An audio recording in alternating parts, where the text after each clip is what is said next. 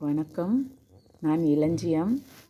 இளஞ்சி official சேனலை subscribe பண்ணுங்கள், like பண்ணுங்கள், ஷேர் பண்ணுங்கள்.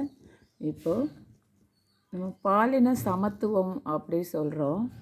என்னென்னா, ஆண்கள் பெண்களை நமக்கு சமமாக சரிக்கு சமமாக நடத்துகிறது தான் பாலின சமத்துவம்னு சொல்கிறோம். இந்த முற்போக்காளர்களெல்லாம் பேசுகிறாங்க.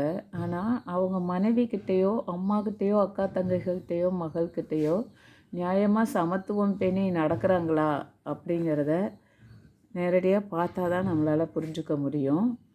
நிறைய பேர் பேச்சுக்கும் செயலுக்கும் இன்னும் இடைவெளி இருந்துக்கிட்டு தான் இருக்குது. ஆணாதிக்கம் அப்படிங்கிறது நம்மளோட மூளையிலேயே உறைஞ்சி போயிடுது. அதை சுரண்டி எடுக்கிறது கொஞ்சம் சிரமந்தான். ஆனால் நம்மளால் முயற்சி பண்ணினா கண்டிப்பாக முடியும். குடும்ப சண்டைகள் எல்லாமே பாலின பேதம் அதிகமாக இருக்குது. இதில் ஆண்களை மட்டும் குறை சொல்ல முடியாது. பெண்களுக்கு கூட அந்த சிந்தனை இருக்குது. அதுலேருந்து கொஞ்சம் கொஞ்சமாக வரணும், வெளியில் வரணும். இந்த 1900களெல்லாம் பெண்கள் ரொம்ப மோசமாக நடத்தப்பட்டிருக்காங்க. இப்போ நல்லபடியாக நடத்தப்படுறாங்க. ஆனால் இந்த பாலின சமத்துவம் இன்னும் வரலை.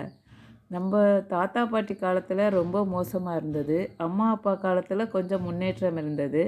நம்ம காலத்தில் இன்னும் ஒரு படி மேலே எடுத்து வச்சுருக்கோம். நம்ம மகனும் மகளோ இன்னும் பேரன் பேத்திகள்லாம் வரும் பொழுது கண்டிப்பாக பாலின சமத்துவம் நல்லபடியாக வரும்னு புரியுது. பாலின சமத்துவத்தை எல்லாருமே உரக்க பேசுங்க. மனசுக்கு உள்ளேயும் சரி வெளியிலையும் அதற்காக போராடுங்க. இதுதான் நம்மளுடைய காலத்தோட தேவையாக இருக்குது. காலத்தின் கட்டளையாகவும் இருக்குது.